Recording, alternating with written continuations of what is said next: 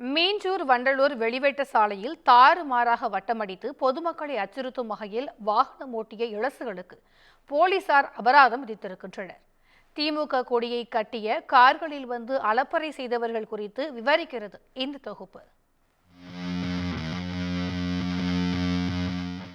சென்னை புறநகரான மீஞ்சூர் வண்டலூர் வெளிவட்ட சாலையில் இருசக்கர வாகனங்களில் இளைஞர்கள் அவ்வப்போது சாகசங்களில் ஈடுபடுவதும் பைக் ரேஸ் செல்வதும் வாடிக்கையாகவே உள்ளது.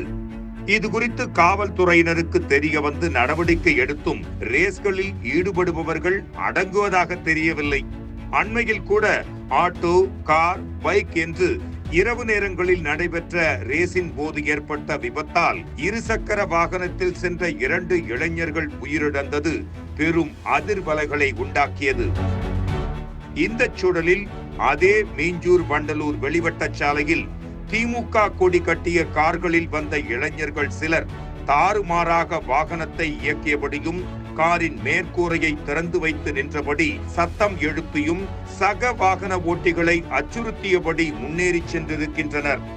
அதேபோல் ஒரே இடத்தில் 4-5 கார்களில் வந்து புழுதி பறக்க வட்டமடித்து சாகசங்களிலும் ஈடுபட்டனர்.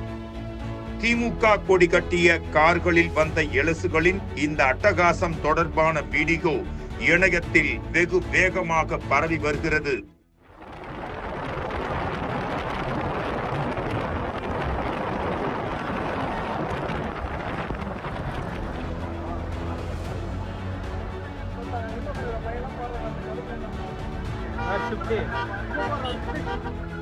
இந்த வீடியோ தொடர்பாக செங்குன்றம் போக்குவரத்து புலனாய்வு போலீசார் விசாரணை மேற்கொண்டு ஆபத்தான முறையில் அதிவேகமாக காரை இயக்கியதற்காக நவீன் என்பவர் மீது வழக்கு பதிவு செய்து 10,000 ரூபாயை அபராதமாக விதித்தனர். இதனை தங்களது எக்ஸ் தள பக்கத்திலும் அவர்கள் பதிவு செய்தனர். ஆனால் இந்த நடவடிக்கை கூட அதிமுக கொடுத்த அழுத்தத்தால் தான் எடுக்கப்பட்டிருப்பதாக தகவல்கள் வெளியாகி இருக்கின்றன.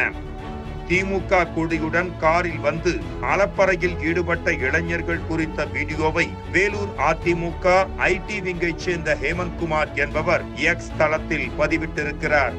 இதைத் தொடர்ந்து அவரை காவல்துறையினர் தொடர்ச்சியாக தொடர்பு கொண்டு அவரது வீட்டு முகவரி போன்ற தனிநபர் விவரங்களை கேட்டு மிரட்டும் தொனியில் பேசியுள்ளனர்.